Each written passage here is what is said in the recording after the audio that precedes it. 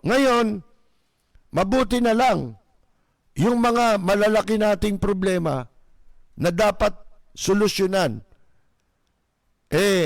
Mukhang ang gumaganap na ng tungkulin para dito, ang ibang bansa na para sa atin. Kasi kung sa atin, alam na nila na hindi tayo pinakikinggan ng ating pamahalaan. So, ano ginawa ng European Union, mga kaibigan? Sinabi ang ginawa ng European Union, naglabas sila ng ng parang resolution, dahil sa paglala ng human rights violation dito sa bansang Pilipinas, pinariribok ng European Union yung pong Generalized Scheme Preferences Plus, GSP Plus, na nagkakaloob sa ating bansa ng pribileyo na makapag-export ng walang buwis na babayaran doon sa mga bansa na kaanib sa European Union. Ito yung sinasabi ko, ito'y bunga na. Ito na yung consequence dahil sa kayabangan, pagiging hambog ng kasalukuyang administrasyon. Sipin mo, Canada, murahin mo. Europe, murahin mo. Hindi mo naman kaaway yan. Diba? Bakit minura? Pinunay yung yung human rights violation dito masama bang punahin? Ang tanong wala ba silang karapatan na pumuna kung merong nangyayaring human rights violation sa Pilipinas? Hindi masama. Masama yon kung hindi tayo kasali. Saan? Sa kasunduan na magpapahalaga sa karapatang pantao. Ang problema, kaya tayo pinakikialaman, tayo'y miyembro. Di ba? Parang United Nations. Sa United Nations, kaisahan niya ng mga bansa. Kung ano yung makabubuti para sa kapakanan, pangkalahatang kapakanan. Hindi kapakanan lang ng isa, kundi pangkalahatang kapakanan. Kung ano yung makakabuti, yun ang dapat na ipatupad nila at sundin ang lahat. Gaya natin, isang bansa, miyembro tayo ng United Nations, ganun din. Sa yung mga kilusan para sa pagpapahalaga sa karapatang pantao. Isa lang yan. Environment, kasama yan. Di ba? Environment, pakialaman. Ang teritoryo natin, pangangalagaan ng buong mundo. Kapag ka merong magtatangka na lapastanganin ang teritoryo ng isang bansang kaanib ng United Nations, dahil merong sinusunod na international law of the sea, mga kaibigan. Merong pandaigdig na batas na sinusunod, na gumugobyerno sa mga karagatan. Sabi nga natin, di ba? Yung mga bansang yan, mas pa sila mas dapat pa nating pasalamatan. Sapagkat dito walang Pilipinong makatayo laban sa ginagawang paglapastangan at pananakop sa atin ng bansang China. Pang-aangkin sa ating mga teritoryo. Na-analyze na natin yan, di ba? Kung ano ang importance o kahalagahan ng Pilipinas bilang strategic defense ng Amerika. Pag sinabi mong strategic defense ng Amerika, hindi nangangahulugang mahalagang depensa lang yan ng Amerika. Kung hindi, pati na ng mga bansang kaalyado niyan. Na hindi pwedeng ikompormiso ng isang administrasyon. Lalo-lalo na yung kapakanan nating mga Pilipino. Hindi pa yun eh. Sa issue ng territorial dispute na yan, manganganib ang seguridad ng buong mundo. Kaya, mauwi tayo, sabi ko sa inyo, darating ang oras, ito mga ito, matutulad kay Saddam Hussein. Yung ilalagay mo sa panganib ang seguridad ng buong mundo. Hindi ba? Dahil sa pakikipag-lips to lips mo sa gustong manggulo at magharing bansa sa mundo tulad ng China. Mga kaibigan.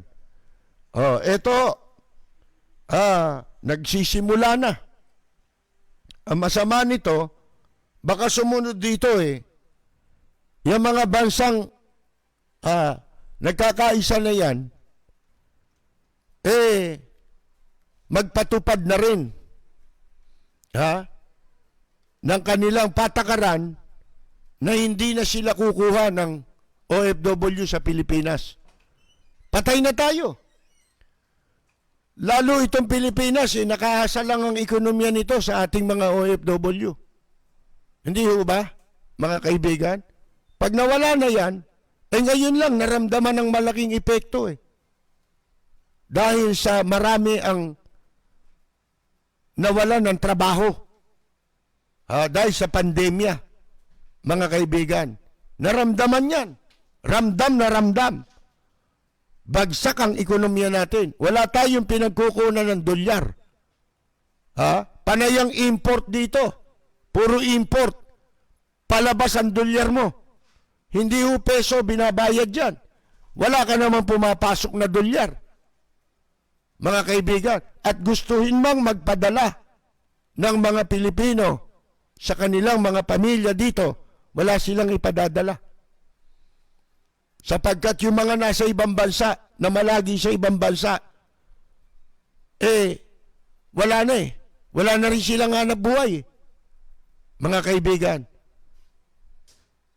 Saan tayo kukuha ng pambayad sa utang? Lalo na, inilubog pa tayo nito lalo sa utang.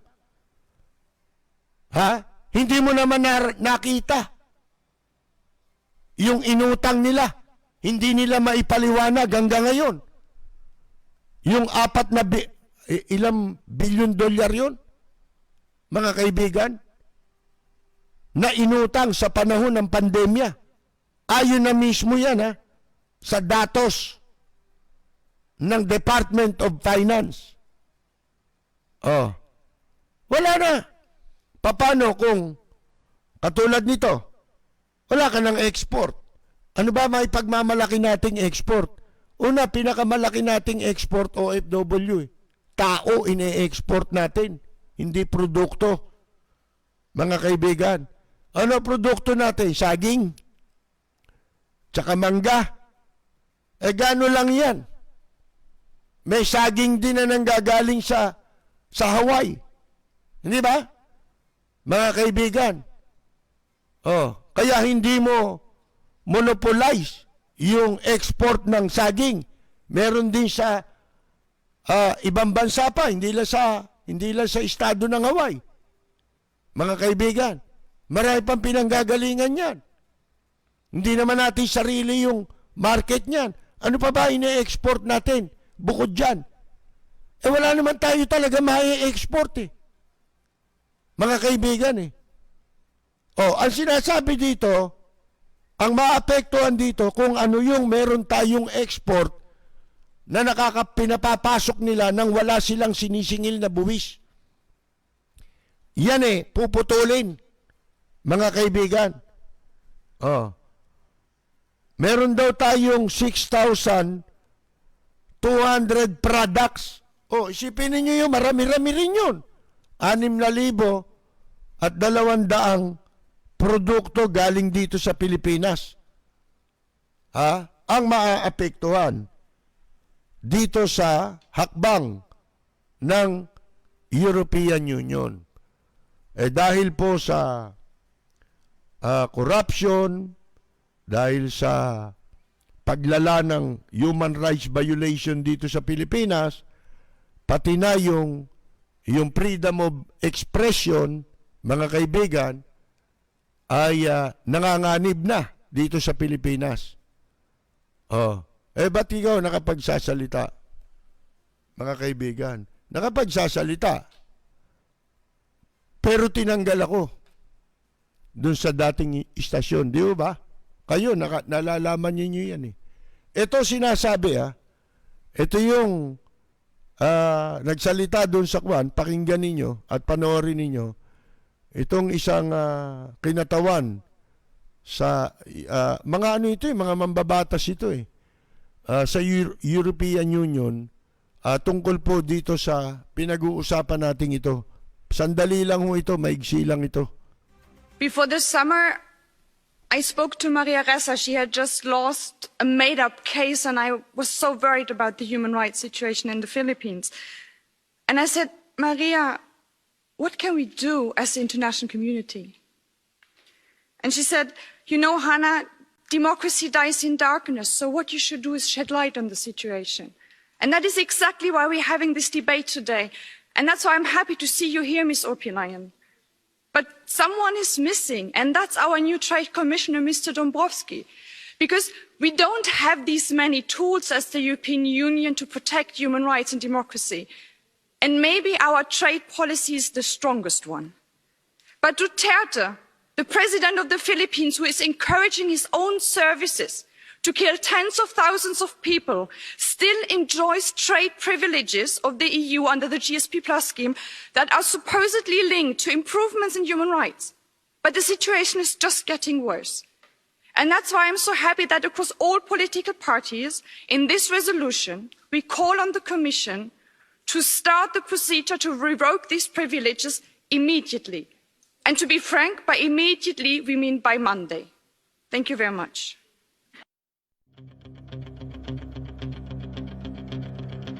Walang preno kung bumatikos, malalim at makatwirang komentaryo. Mag-ingat ang mga politikong gumagawa ng kalokohan at baka kayo ay tamaan ng Rapid Fire! Yung pong inyo narinig, yun doon nagbabase yung hakbang ng European Union, mga kaibigan. Mabuti, merong mga bansa na talagang ginagampanan nila. Ano ibig sabihin nun? Ginagampanan nila yung kanilang papel na sumunod doon sa kasunduan na tayo ay kabilang doon para ipagmalasakit ang karapatang pantao. Sana kung hindi tayo kasali tayo dyan, mga kaibigan. Kaya tayo pinakikialaman. May pakialam sila sa atin. At sila naman, hindi sila nagpapabaya. Mabuti pa sila. Sapagkat dito, mabuti kung may mga taong ganyan, dito nagagawa nilang takban yan. Hindi ba? Nagagawa nila supilin niya, sikilin. Na yan ay ipaglaban dito sa Pilipinas, mga kaibigan. Pero mabuti may mga ganon. At dyan, dahil kasali tayo dyan, may parusang katapat yan. Kaya nga, meron silang kaso, di ba? Sa International Criminal Court, mga kaibigan. At hindi basta-basta lang yan, mga kaibigan. Pero kung makapagsalita itong si Harry Roque, akala mo, wala siyang pananagutan Mananagot ka rin, tandaan mo yan. Sabi pa kung gusto nilang dagdagan ang pahirap ng sambayanang Pilipino, sa panahon ng pandemya, so be it. We will accept that as history repeating itself. Oh, tama na yung mga diskusyon na yan. Gawin nila gusto nilang gawin. Oh. Naghamon pa eh. Sa mga panahon na ito, if they want to implement it, go ahead. They will be the biggest contributor to the violation of the right to life in the Philippines.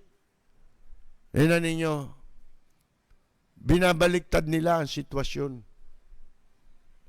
Ipinipihit nila na maging kasalanan yung human rights violation dito ng mga European Union. Kaya sila kumikilos para isanksyon ang Pilipinas upang ipakita nila na may katapat na parusa yan. Oh. Hindi po pwedeng wala silang gawin. At bakit nila ginagawa yan? Dalawang bagay lang.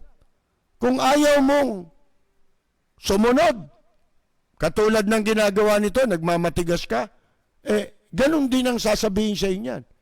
Di go ahead. Di ba? Ituloy nyo katarantaduhan nyo. Yan din ang sasabihin sa kanila. Mga kaibigan, binabaliktad. Bakit sila ba gumawa ng human rights violation dito? Kayo ang gumawa niyan eh. Ano ibig sabihin yan? Hindi kayo makakaligtas sa pananagutan ninyo. Kamukha ng sinabi nung bagong maestradong babae, pinakabagong maestradong babae sa Korte Suprema, nung in-interview siya. Ano sabi niya? Tungkol sa kaso sa ICC, tinanong siya, pwede bang mag-withdraw ang Pilipinas bilang miyembro ng ICC? Ano sabi nung maestrado? Hindi sila makatatakas sa kanilang pananagutan. Sapagkat ginawa nila ang pagkalas bilang miyembro ng ICC nung nasampahan na ng reklamo.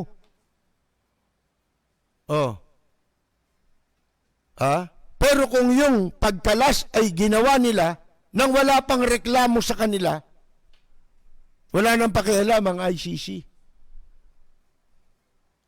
Kung saan tayo ay miyembro, mga kaibigan. Sipin ninyo, pwede ba yung ganon sa batas? Pagka ikaw na nagkasala at mananagot sa batas, ibig sabihin, mamumundo ka na? Mamumundo ka na lang kasi hindi mo na kinikilala yung batas. Di ba? Against sa rule of law, ang ibig sabihin nun, mga kaibigan. Kapag pinagpatuloy niya, marami pang mangyayari. Di ba nagumpisa na yan doon sa pagsasara ng mga negosyo rito? Di ba? Na mga Nissan, o kung ano-ano pang kumpanya yan, Honda, marami pa yan. Kamukha ng ginagawang sanction ngayon sa China. Naglalabasan na mga negosyante ron. Ang Japan nga eh. Yung mga negosyo nila ron, may mga pabrika doon, binabayaran pa nila yung kumpanya. Yung kumpanyang Hapon na merong negosyo sa China para gamitin sa kanilang pag-alis doon. Makatulong pang-cover doon sa kanilang yung mawawala sa kanila dahil sa pagsasara nila ng kanilang kumpanya. Sinabi ko nga nung umpisa, di ba? Tinanin nyo nangyari sa Cuba. Ang Cuba ba nakabangon? Hindi nakabangon, di ba? Bakit? Nakasanksyon hanggang ngayon. Gaano katagal ng panahon yan? Isipin mo yan. Ang solusyon dyan, ang mali dyan, mali pagkakaintindi nito Ito si Roque, tsaka ng Palacio. Kung ang tao, hindi na natutuwa sa ginagawa ninyo, at wala na rin kayong kakayahan para gampanan ninyo ang responsibilidad ninyo sa gobyerno, ano ba ang tamang gawin? Hindi ba dapat bumaba ka na? Mag-resign ka na lang. Total, wala naman kami nakikitang meron pa kayong kakayahan eh. Ano mapapala namin sa direktiba? Extension ng state of calamity. Pero, yung mga sinasabi nyo gagawin nyo, wala naman yun eh. Kung meron man, hindi naman angkop doon sa sitwasyon. Malayo sa putok ng kanyon. Katulad niyang pagtatambak sa Manila Bay. Yan ba ang priority sa isang sa gitna ng hinaharap na pandemya ng buong mundo? Ang buong mundo, walang iniisip ang mga gobyerno. Makikita mo, iisa ang direksyon ng ibang mga bansa Ano direksyon? Yung pagtugon sa problema. Ano ba problema? Yung magiging epekto ng pandemya. Hanap buhay, mawawala, kailangan magkaroon ng hanap buhay, kailangan tulungan ng mamamayan. Ang mga walang trabaho, bigyan ng pera. Kahit may trabaho, nawalan ng trabaho, bigyan ng pera. Pautangin ng gobyerno. Saan napunta? Ninakaw. Yung sa PhilHealth lang, Ha?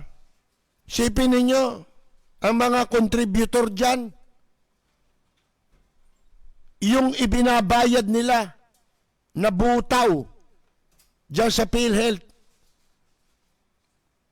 kinakaltas nila. Halos agawin sa kinakain nila para lamang mapaghandaan ang ang kinabukasan na baka sila magkaroon ng karamdaman. Isinasapalaran na. Tapos ganyan lang. Isip daw, buwagin daw. Buwagin na lang daw. Nagpapakita, kunyari, sa galit, bubuwagin. Ano yan? Kumbaga sa kasabihan yung, dahil meron daga sa bahay, susunugin mo yung buong bahay. Mga kaibigan, di patayin mo yung daga. Hulihin mo yung daga. Hindi ba? Hindi mo susunugin yung buong bahay dahil may daga sa loob ng bahay. Yun ang gagawin. Bakit? Para magkaroon ng pananagutan. Mawala ng pananagutan. Di ba? Ang dapat na reaksyon ilabas nyo yung pera, ibalik nyo yung pera. Yun ang tama. Hindi ba? Bakit mo i-abolish tapos ipa-privatize? Para anong purpose nun?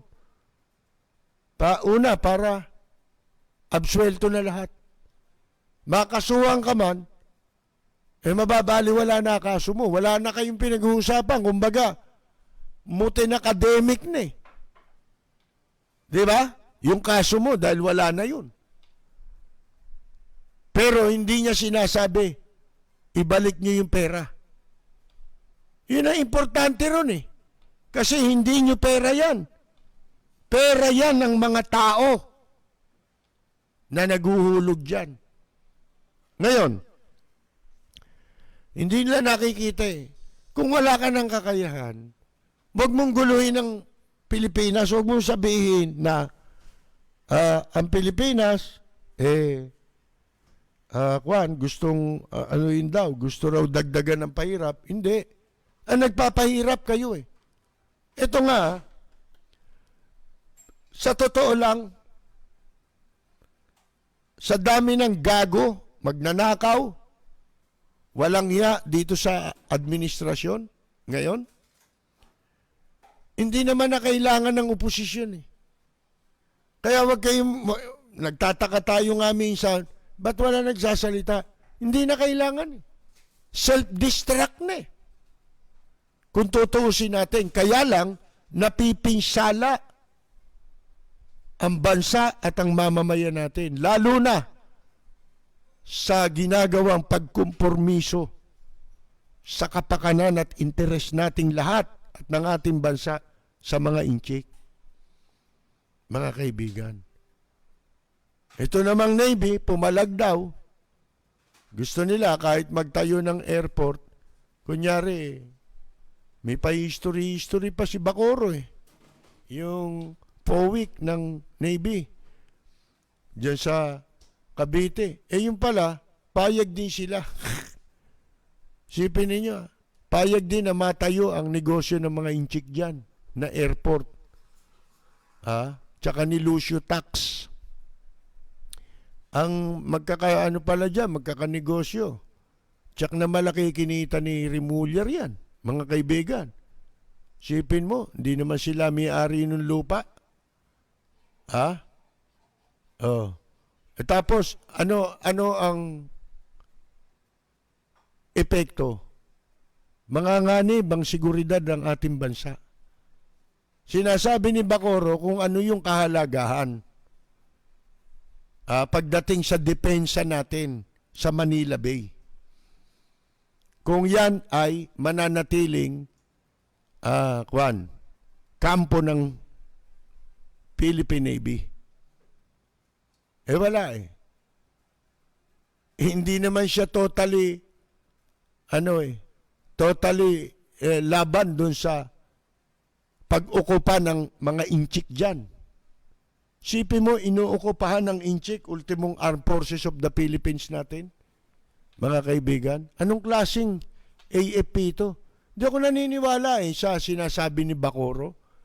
Dapat, kung puti, puti. Kung itim, itim.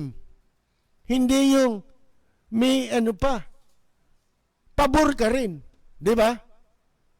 Kaya lang, magme-maintain ng opisina ron. Yun lang, ganun lang. Paghahaluin mo yung incheck tsaka yung depensa ng yung yung lihim dapat, di ba? Ng national security. Hindi ako naniniwala kay Bacoro. Mga kaibigan. Yung iba, pinuri ka agad eh. Tingin mo, mabibigo kayo. Yun lang sinabi niya yun. Kabiguan na yun eh. Para rin yan yung sinabi nung tagapagsalita ng Armed Forces of the Philippines, si Arevalo. Isipin mo sa Amerika, tinutugis yung mga yan. Pinalalayas na nga. Ultimo mga nag-aaral doon. Bakit? Ang intention, di naman talaga yun eh. Cover lang nila yun. Sa kanilang misyon. Ano yung misyon? Magkaroon na sila ng access sa national security para madali ka na mapabagsak, madali ka nang mapayuko, madali ka na makonquer, masakop, mananakaw ang impormasyon mo. Anong sasabihin ninyong hindi mapanganib yan? At nandiyan kayo. Kayo? Wala naman kayong kaalaman eh. Wala tayong ganyang. Hindi tayo makakapareha sa kanilang Tamo yung kanila, lumalaban na nga sa Amerika, di ba? Nabubuko lang eh. Katulad ng Huawei, di ba? Sa Canada. Nabubuko lang eh. Sa Amerika. Mga kaibigan. Baliktad eh. Hindi yung gustong dagdagan. Kayo nagdadagdag ng pahirap. Meron bang naranasang ginawa Pilipinas sa panahon ng kasalukuyang administrasyon? Sabihin nyo nga sa amin. Hindi ba puro stress ang inabot natin? Mag-face mask ka. Kailangan may face shield ka pa. Kailangan sa sasakyan ka, may suot ka pa niyan. Hindi ka na makakaingay. Yung pa lang eh. Ang kuryente mo, sinisingil ka ng patong-patong. Walang pinagbabasihan. May ginawa ba gobyerno? Wala na eh. Mga kaibigan eh. Hindi na gumagana yung sistema ng gobyerno. Sino nagpapahirap? Sila. Itong mga bansang ito, ginagawa nila yan on purpose. Gusto nilang pagmalasakitan ng mga Pilipino. Yun ang katotohanan yan. Makakaapekto, pero yung mga namumuno, hindi Pangalawa, ito importante, wala na kayong credibility. Kaya kita mo, hindi na sila pati ambassador, sabi ni Roque, hey, magtrabaho naman kayo dyan. Ha? At ipaliwanag ninyo na hindi totoo yan. Ha? Hindi totoo ang alin. Nangyayari dito?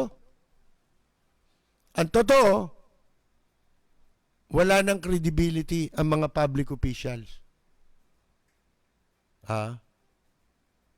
Sa mata ng buong mundo. Wala nang paniniwalaan sa inyo. Paano mo paniniwalaan ng isang presidente? Yung nagbabaka sakali, akala niya kasi magaling siya. Kaya niyang isaywar lahat yan. Hindi mo kaya. Unang-una, hindi ka naman military. Hindi mo laro yan, saywar. Nabasa mo lang yan sa istorya ni Hitler. Pero, wala kang kakayahan yan. Sasabihin natin sa inyo. Ang totoo niyan, kaya ka nga walang kakayahan eh. Naglalambiting kayo sa pundilyo ng China. Di ba? Nakaasa rin kayo, nakadepende ka rin. Yun ang pinagmamalaki mo. Pinagkakaisahan na yan ng buong mundo sapagkat panganib na ginagawa niyan sa mundo. Masama na. Yan lamang pandemya na yan, sila ang gumawa niyan. Para ma-divert ang attention, mawala ng lakas ang buong mundo. Para putulin yung kanilang kawalangyang ginagawa sa West Philippine Sea, sa South China Sea. Mga kaibigan. Ang solusyon dyan, kayo nagbibigay ng problema eh. Kayo gumagawa ng problema. Wala na kayong credibility. Di ba sabi, pinalaya raw, ito nag-iimbento Pinalaya raw si Pemberton kasi binigyan daw ng pardon para daw baka raw, sinabi raw ni Presidente Duterte na baka raw, bibigyan tayo ng bakuna ng Amerika. Isipin mong kagaguhan ito, mga kaibigan. Kung ano mga sinasabi na lang. Napakababang uri na. Hindi po pwede sa international diplomacy yung ganyan. Yung style nyo, style ni Locsin na mayabang, si Finger, si Boy Finger, nagulpi nga yan Ginulpi ng puti yan sa Manila Peninsula. Kalahin mo dumating dun may nagkukwentuhan sila Joker Arroyo tsaka yung dalawang kolumnista. Pagdating nito, yabang, bunganga Kala mo kung sino, nag-i-English. Hindi siguro maintindihan ng Amerikano. Kaya binagsakan sila ng Coca-Cola sa harap nila binagsak doon sa lamesa nila tapos ginawa siyang panlinis nung sahig ng peninsula. Kuminis naman Kumintab naman yung sahig Kaya ang laking pasalamat ng Manila Peninsula. Sabi kay Locsin, punta ka ulit dito Paano kumikintab yung namin sahig namin Marmol yan mga kaibigan. Ala na ho Hindi hindi nakakaintindi. Nakakaintindi man, nagpapanggap silang yung technocrat. Akala mo yung mga saywari sa Amerika na yung category ng mga politician na gano'n, magaling sa manipulasyon sa British, di ba? Hindi nyo pa kaya yun. Kitang-kita naman ang ebidensya Yung kasindaldal ninyo, ni Roque, yan sila Gadon, mababaw yan. Ang kamukha ninyo, yung kasabihan, na kapag ang dagat ay maingay, mababaw yan. Pagka ang dagat ay tahimik, malalim yan. sa bunganga pa lang ninyo, halata na kayo eh. Di ba? Alin, kung ako nasa Supreme Court, patatanggalan ko kayo ng lisensya, pare-pareho. Ha? Ignorance of the law, lalo na yung siga doon, nagpupumilit. Ha? Baka mabigyan ng pwesto eh. Di ba? Ang puhunan, magkalat ng katangahan. Ha? At gamiting ang Supreme Court sa kababawan. Binababoy. Pati Korte Suprema. Kung ano-ano pinapail. Lagi naman butata, mga kaibigan. Lagi naman napapahiya. Akalain mo may mga batas. Nagpapail siya ng batas ng anong tawag nito? Petisyon na hindi mananalo eh. Bakit? Hindi niya alam may batas. Papalitan mo yung pangalan ng airport. Pababalik mo sa dati. Ang paraan doon para magawa yun, hindi ka dudulog sa Supreme Court. Para magawa mo yung gusto mo, doon ka dumulog sa mga kamukha mo ron sa Kongreso, katulad ni Alan Peter Caldero Cayetano.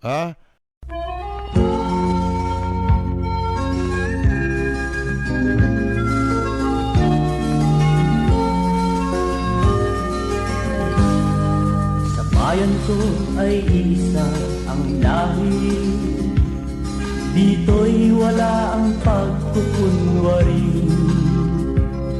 Hindi padadaig, sadyang kilala sa daigdig, may pagkakaisa sa bawat nais. Ang bayan ko'y punong-puno ng yaman, bakit ito'y kailangan pang iwanan? Hindi nga ba't anong sarap mabuhay ng buong ganap? Sa bayan mo, sumabit man yaong wakas. Dito sa bayan ko, lahat kami pantay-pantay. Walang nang aapit, ang pag-ibig ay tunay. Dito sa bayan ko, dito'y makikilala mo ang isang kaibigang nagmamahal sa'yo.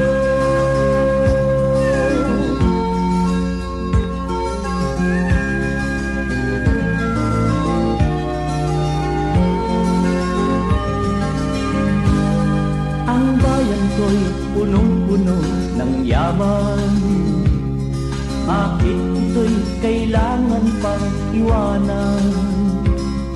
Hindi nga ba't anong sarap mabuhay ng buong ganap? Sa bayan mo, sumapit man yaong wakas. Dito sa bayan ko, lahat kami pantay-pantay. Walang nang aapit, ang pag-ibig ay tunay. Dito sa bayan ko, dito'y makikilala mo ang mga kaibigang nagmamahal sa'yo.